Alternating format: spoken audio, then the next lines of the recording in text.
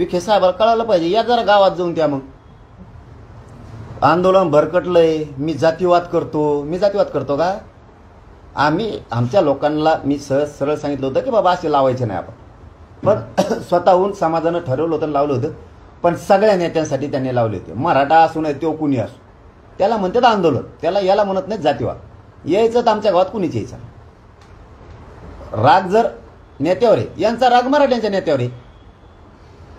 मग मराठ्यांनाही आव्हान करतो, मराठा समाजाने इथून पुढे आपणही आपल्या नेत्यावर राग व्यक्त नाही करायचा. आम्ही खरं बोलत होतो, आम्ही म्हणत होतो आमच्याच लोकांनी आमचं वाटोळं केलं, आम्ही खरं बोलत होतो.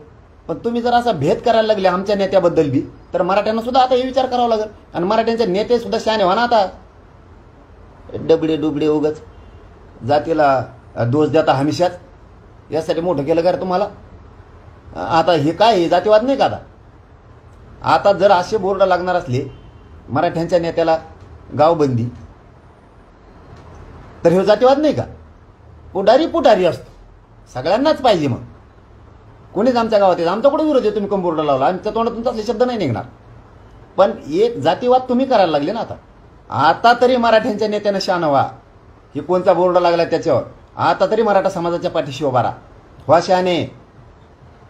हे असं याला म्हणतात जातीवाद.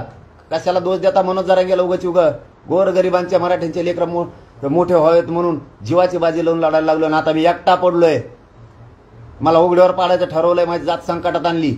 मराठ्यांच्या नेत्याने शान व्हा. असे जर बोर्ड लागणार असले तर आता तरी डोळे उघडा.